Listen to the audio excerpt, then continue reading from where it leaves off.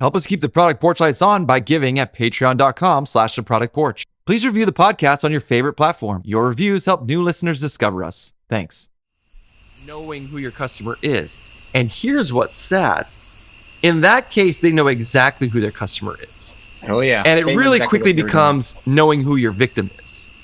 Right? It's no longer it's knowing who your prey is, not knowing who your customer is.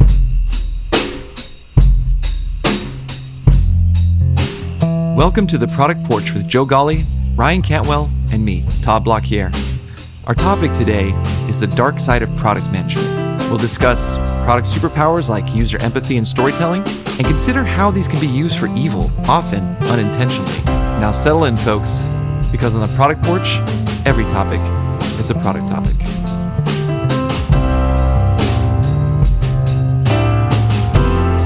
I wanted to bring something to the two of you. I'm really interested to talk about it. I had a situation when I was a new product manager, and both of you know me well enough in my career to know that I spent a lot of time in the packaging industry.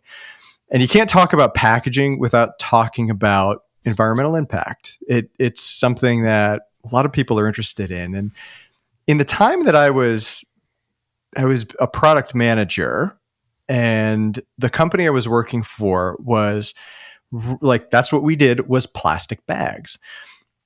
We had been hearing a lot from customers, like, about environmental impact. We need more sustainability. We want to offer something that's a green solution. Like, the word green was on everybody's lips.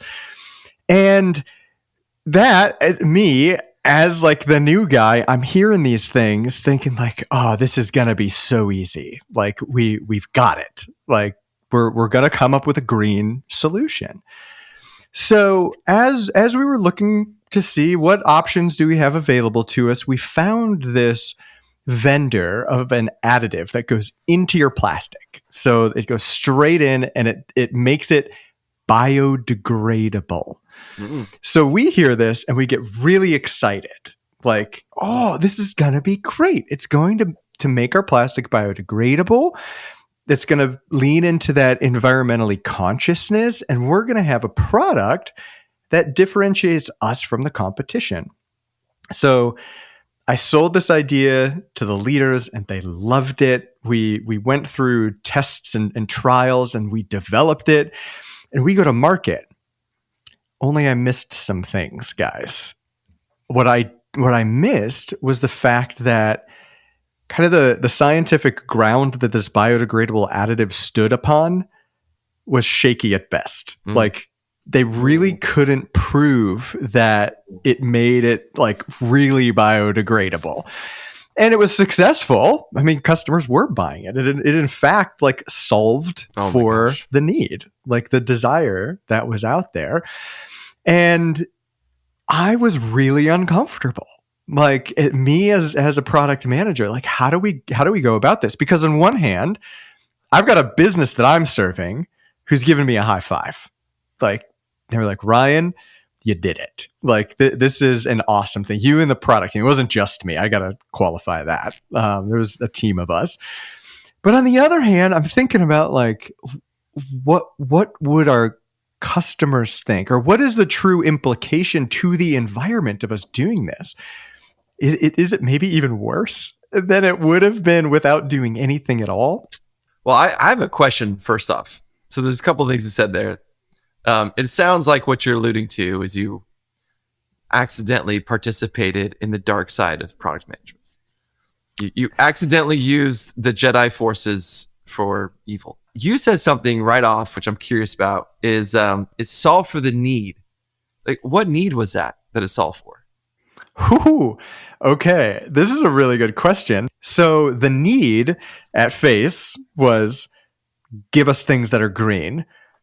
The underlying problem was we want to save money, but we want to do it in a way that we can show customers that it makes us perceived to be the thoughtful and conscious ones in the equation. It's a social job, Joe. Well, yeah, it is. That's exactly what I was thinking. The social job to help me seem that I'm a environmentally friendly citizen. Joe, you are exactly right.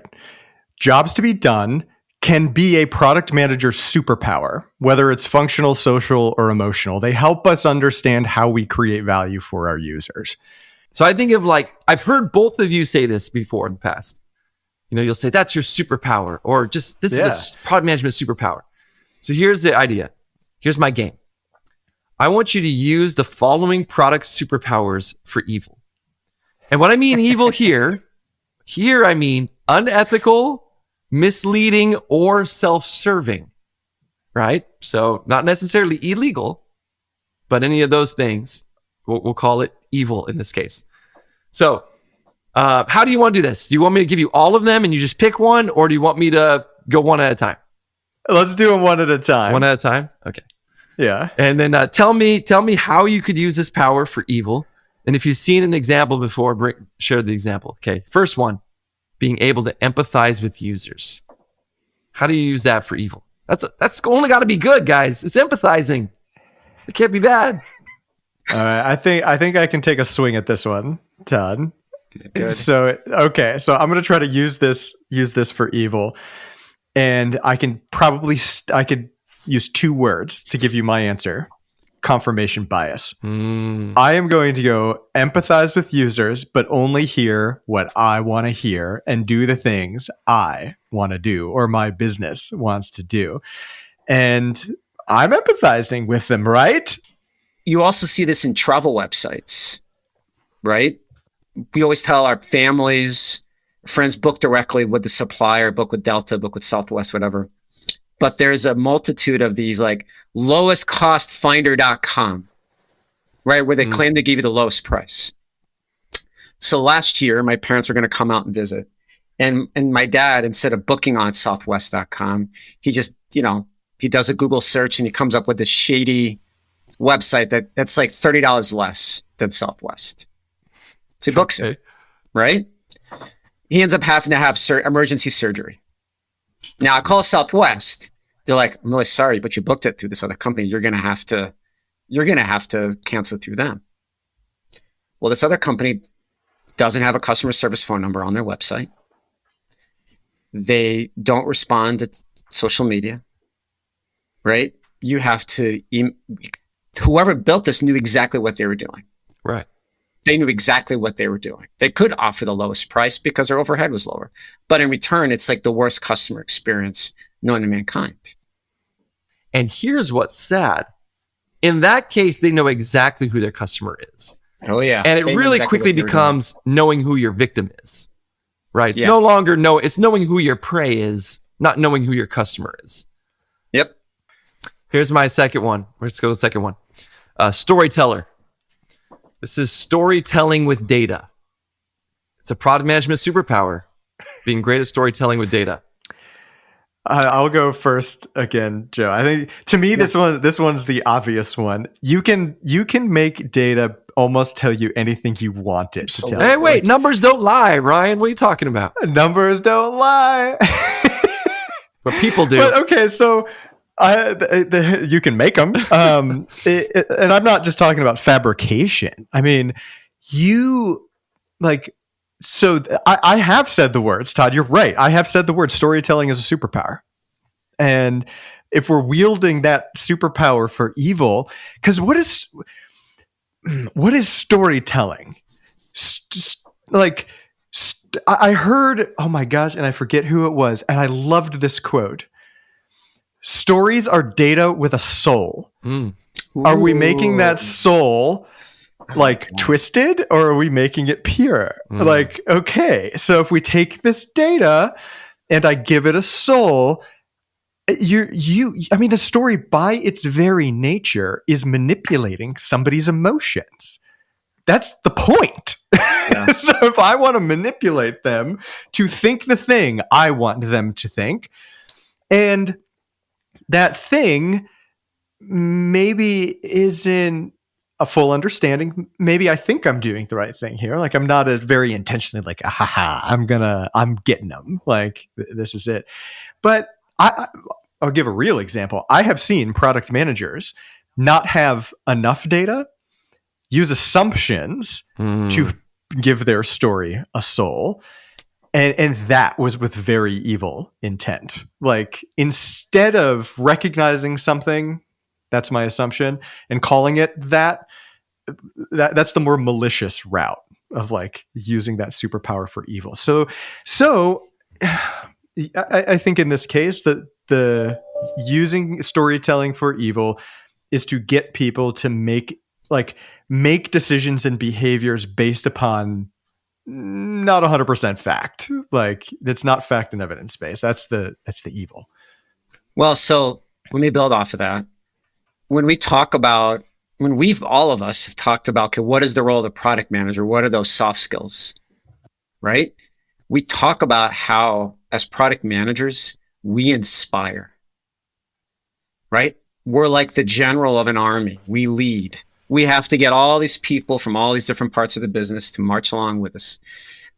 And over time, we can have that trust. And I think to that part, Ryan, it's a misuse of that trust. Now, I've seen product managers who have the ear and the trust of a lot of people in organizations, and they misuse that trust, that cred that they've built up. So Todd, that's when I see like the Anakin Skywalker, like eyes light up. I'm like, whoa, he has the trust of everybody here, but now he's doing something self-serving, or he's manipulating because he or she wants to get their way. Like, when we talk about the dark side of product management, it's like people misusing that trust that they've built up, because no one's going to question an individual because they've built up so much credibility. That's right. Because product managers, you got to be charismatic. You got to be a good leader. You got to be a good speaker. You got to speak to people's emotions, right? You're manipulating to get people to do things your way. And that happens a lot. And I'll tell you, this is one to me where there can be a lot of temptation. And I don't mean a temptation of people to, again, I'm not going to say that there's malice, that there's a lot of malice. But, we recently ran a test. You guys know I'm a big fan of tiny acts of discovery. We ran a test a couple months ago, and that required lots of different interviews. And we came away with a weak signal. There was no strong signal in either direction. And so there's a lot of temptation there to be like, oh my gosh, like, we did this, and now I gotta say something, because I can't say we're gonna run another test or do another thing. Like, that takes too much time. And there's a lot of pressure for me to deliver product now. Yeah. And so there's a lot of, and you'll get it from other people who say, well, we know this is right, or we know that is right. Don't we already know? And it's really a lot of temptation there, and a lot of push and frustration, like a lot of push and pressure to give in and say, well, this part of the data supports our opinion, so let's just use that. And I think this is where I talk about the righteous path and the well-trodden path. This to me, again, is a righteous path thing. Like, are you willing to stand up against that pressure, that temptation? Are you willing to go back to the mat and say, no, we don't have the right data or enough data here? And I'm going to tell you one more, because I think this is an obvious one, but I got to say it. We've all been in this world. Anytime you have to do a forecast. I remember, oh my gosh. I remember a manager coming to me and telling me the ratio we needed to hit. It was like, move all these numbers until this ratio says something like this. And so you're just tweaking it. There's a Dilbert comic strip about that. Tweaking assumptions. It's something like it's just guessing plus math. Right. You just tweak the assumptions until you get the ratio you want, and you go, ooh, I like that number and that number. Ooh, and the revenue number looks really nice. There's my forecast. That's another one where there's just a lot of pressure to tweak the assumptions until they align with what we want. So, Todd, you made me think of, I don't know if he'll ever listen to this podcast, but Michael Miller, wherever you are, he was my finance guy when I worked in travel. And he hammered me, man. He hammered me on my forecasts. It was like, really? Are we going to really hit that, Joe? We're really going to hit that? Show it to me. And it was very intimidating as a green product manager. But I'm glad I had that early in my career, because I learned how to be a little bit more, it forced me to be more realistic. And like, Todd, to your point, like, worst case, middle case, best case, like, right? And, you can look at last year's numbers and you can look at trends. You can look at how the year, right? But it was always kind of like, we've talked about this. What are the risks and dependencies? Yeah. If my dependencies were far-fetched,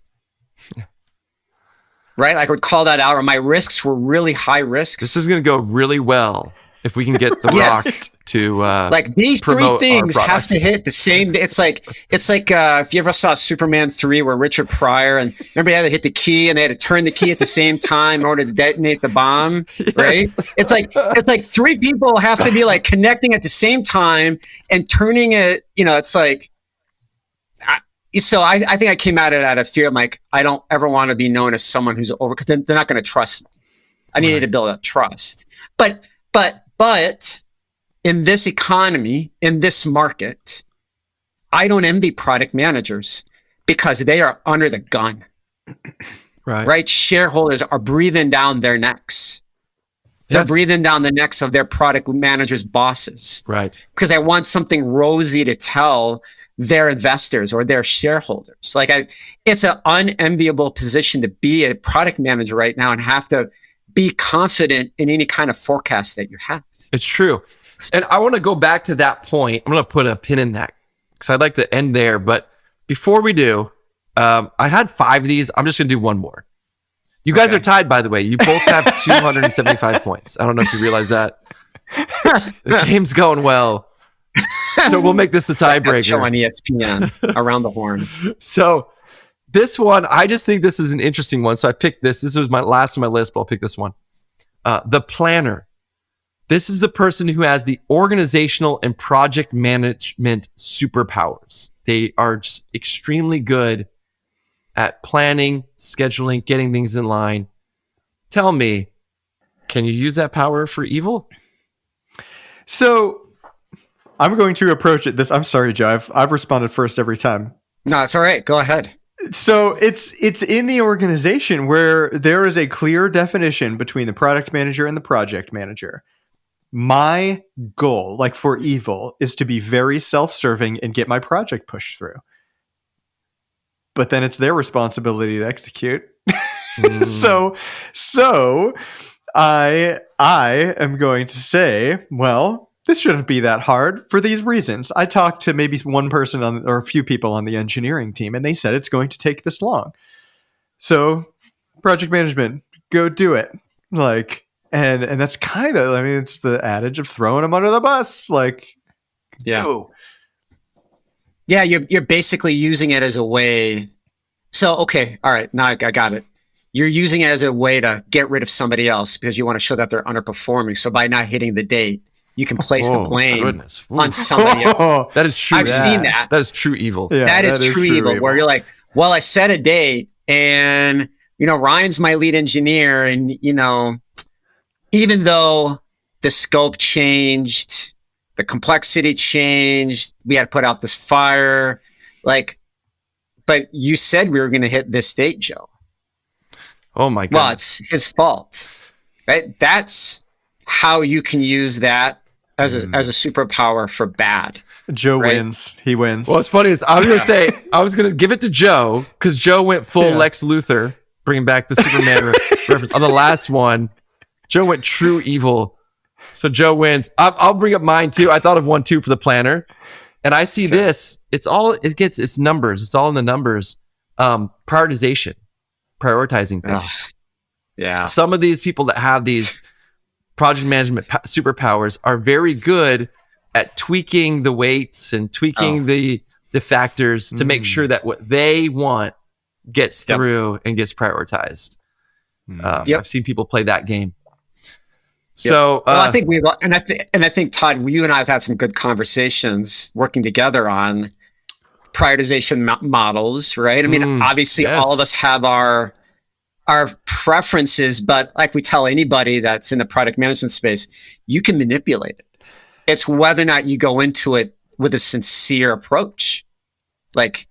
You can manipulate business value, you can manipulate cost, you can manipulate opportunity, whatever. It doesn't matter if you're using rice, if you're using whatever, you can manipulate it, right? I'm going to try and redeem myself. Are you ready, Todd? All right, go. You reminded Yes. me of something. Go redeem. So I'm a project expert. I'm putting my plan together. I build my RACI table to not include the stakeholders that get in my way most often. Oh, yes. Well, I've seen that, right? And the way that usually works in real life is people will just have lots of more conversations with the stakeholders who are already bought in. They know they're bought in, they love them, they have fuzzy relationships. And then you're right. They build things like RACI plans. They build prioritization models. They build everything with that stakeholder. And they just cut out the ones that are frustrating. Exactly. Oh, yeah, but they're going to get good. bagged. That was a good evil play. But they're going to get bagged, right? I mean, at the end of the day, that project's going to it's going to be the night before. I've seen this. Oh, yeah, it's going to come sure. the night before, and it does not end well. It is a short-sighted, like in the now. I love this transition. It's a perfect transition. Because I was going to make the argument. I wanted to make the argument for evil product management. Like, look, you can make a lot of money. And I've seen people. There are people, I can't say any names. There's one in particular. I wish he'd write a book. I wish he would write a book. And he could teach us all how to take advantage of these kind of superpowers. But you can have a long career. You can get more senior titles. You can stay at one company and just rise through the ranks, get a lot of money by using these techniques for evil, right? Always going short-sighted route, always taking advantage of whatever the opportunity is, pushing the bad story, right? Telling the self-serving story with data, cutting out the stakeholders that are, difficult.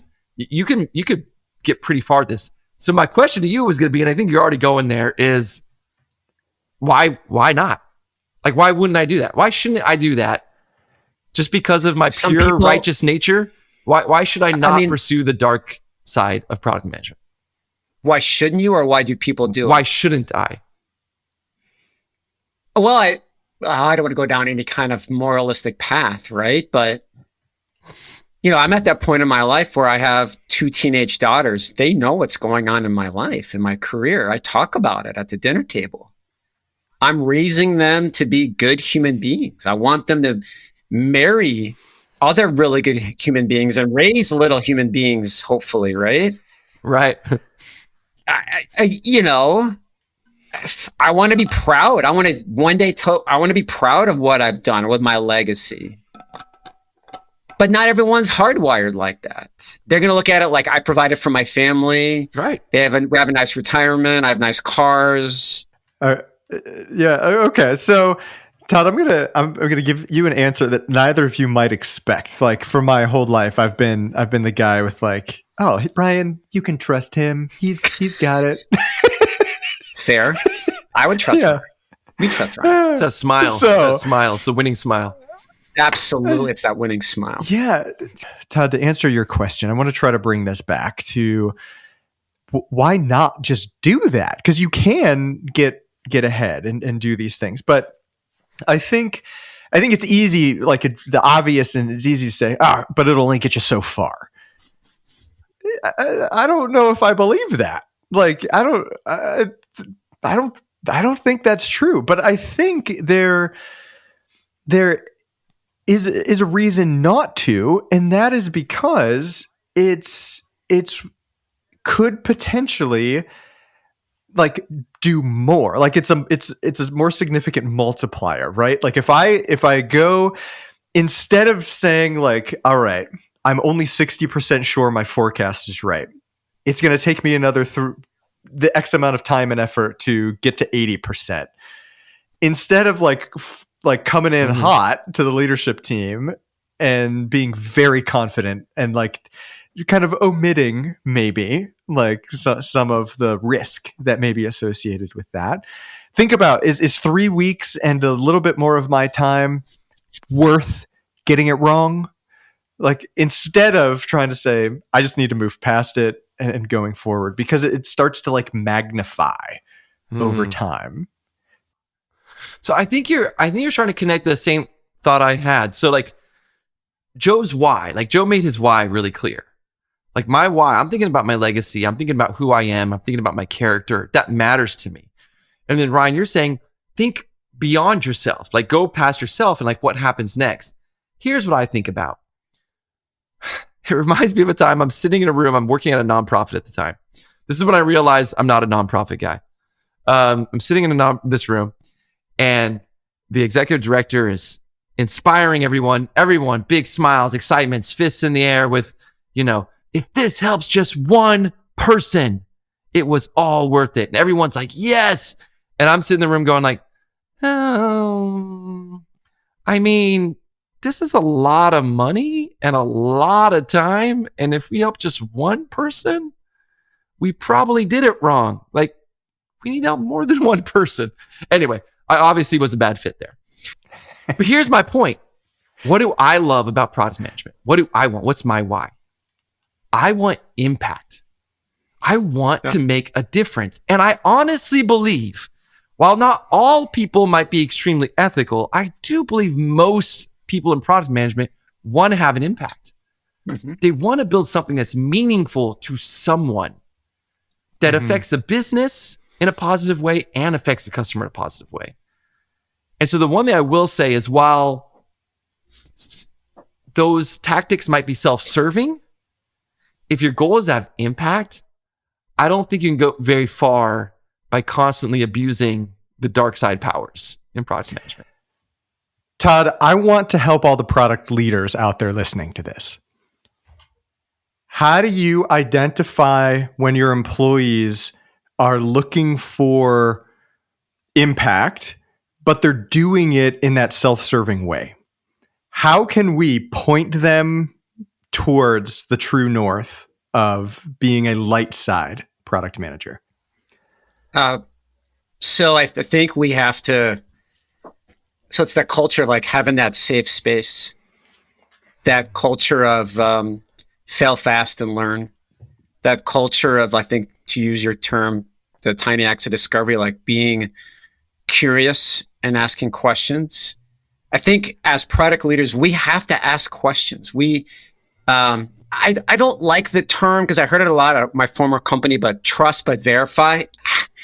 I kind of go back and forth, but I think as I've gotten older, I understand why we have to say that as product leaders. I think we just have to be engaged, but we have to create, like, it's kind of like that safe space we have with our kids. Like, okay, I don't want to hear it sometimes, but I need you to have trust in me that I'm not going to go over the edge here and punish you for making a bad decision. I'd rather you just be honest with me so we can fix it now before it becomes something bigger, right? So I think as a product leader, we have to use those same parenting superpowers with the people that we work with. We have to create a trusting environment. I like that. And it's not just in our team, but we need our stakeholders that work around us.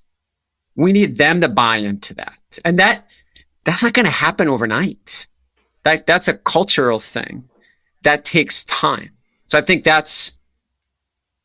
maybe it's too fluffy, maybe it's too unicorns and seashells, but that's where my brain goes right away when you ask, how do we stop it from happening? Yeah, and I want to build on that a little bit, Joe, because I think the number one thing any product leader could do to kind of, or even any product manager, you don't have to be a leader. You're still a leader if you don't have direct authority over people. Yeah, we influence. Right. Be wrong. It's okay to be wrong and admit it. Yes. Like, I didn't make a good choice there. Here's how I can do better next time. And have those conversations. Like, there is this fear of I can never fail. I can never make a bad choice. I can never like, no, like, shove that to the side. Like, because I was kind of pushing this throughout the whole conversation. Like, you're going to fall into this dark side unwittingly or not at points.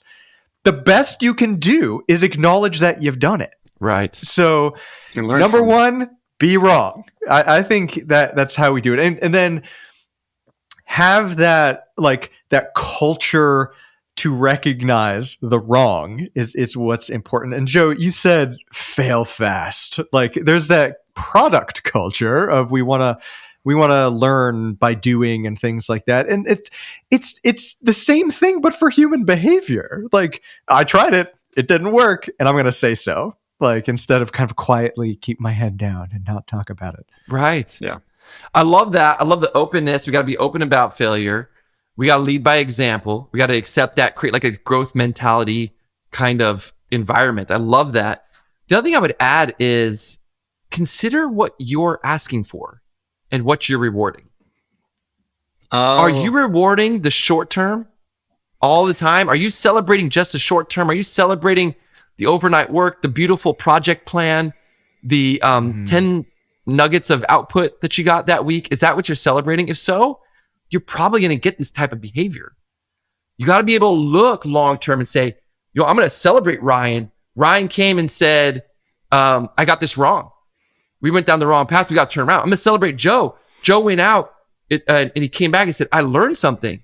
I learned that we have this opportunity over here if we pivot a little bit. Like, are you going to celebrate when people learn? Are you going to celebrate when people recognize new opportunities? Are you going to celebrate the long term when it's like, ooh, we actually made the impact of the customer we're trying to make. We actually made the financial impact we're trying to make, not just the short term stuff.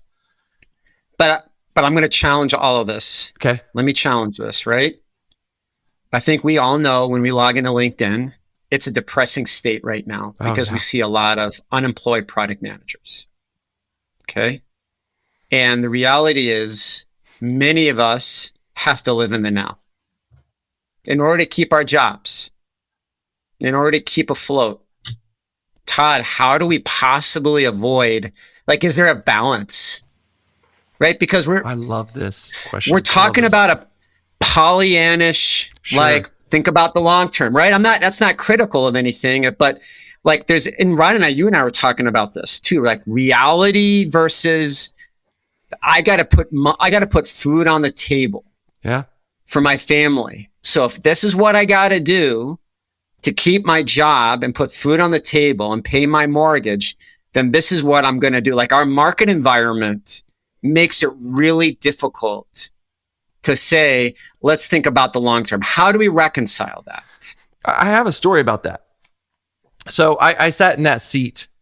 I sat in that seat before. I was a little frustrated that we were a feature factory, right? We had a plan and we stayed that plan. We never changed the plan. It's just something came in, we did the thing, got it out. So a couple things. First off, I identified what my manager at the time, the stakeholders around me valued, and I continued to deliver on that thing. So that feature factory, I made sure we were delivering the things that we promised to deliver. But what I started on the side, where they started actually testing and trying some things out. And the first time, I was waiting for the first time we were wrong. Because I got to tell you, being right in product management, it just doesn't mean that much. Like, it doesn't make a difference. Being right, you were going to go that direction anyway. What does being right mean? Mm-hmm. Yep. And I was waiting for the time we finally tried something out and we were wrong. We tried something out and it was clear that this thing wasn't going to work for the users in the way we had planned. And it's a dirty word. I call it attrition funnel. They called it the attrition funnel. Dean, you guys both know Dean. He would know this story right off the top. He knows the attrition funnel. We all hate that word now. We hate that term. But we learned the attrition funnel was wrong. And then what we were able to do was turn around and say, hey, we're going to save the company money now because we're not going to build this thing. We learned it was wrong. We were able to share data. And this is what I think is important. So you're right. We're being a little Pollyannish. I think most of the time you have to understand what your management wants to make sure you're delivering on that. But in the grooves, try to find the opportunity to do product management the right way. And when you do it the right way, celebrate it. And this is what I've told so many people. When I went to talk about the attrition funnel, I didn't go, oh, there's a problem. I went in the room and I said, we're saving the company money. I was stoked about it. This is awesome. This is so good. This is great. And I got everyone else pumped about it. And then we were able to say, okay, let's not do this thing and let's invest over here instead. And so that's my best advice is And this is, by the way, is also assuming you're not in a terrible, horrible product environment that you just got to get out of. The flames are burning all around you. Well, in that case, just find your way out elegantly, right? But assuming it's not that situation, do what they need. And at the same time, show them when you've done something new that they weren't ready for. Show them that value. It is really hard. It's really hard. It is really hard. And I'm thinking about Joe's question. Like, what if you're on a team of product managers and you see those who are practicing some dark side tactics are the ones who are in the leader's favor? Mm-hmm. Like, then maybe you're not in the right space. Like, maybe maybe you're not, right? Yeah. Also, I wouldn't assume. I've worked with a lot of people. We've all worked with a lot of people. The ones I've come across that I think are just malicious snakes are a small percentage of all the people I've ever worked with. A lot of times, if you look at someone and you go, wow, they're getting ahead doing the wrong thing, they may not know. Like, they might even know they're doing the wrong thing. They're just like, hey, we need more engagement. I'm pushing hard on this engagement. And it's, it's hurting people, but it doesn't matter. Engagement. Oh, I got to mention this because we didn't mention this once during the podcast, but I have to throw out this example of my favorite example of like ethical product management when it comes to engagement. And that is Nintendo Wii.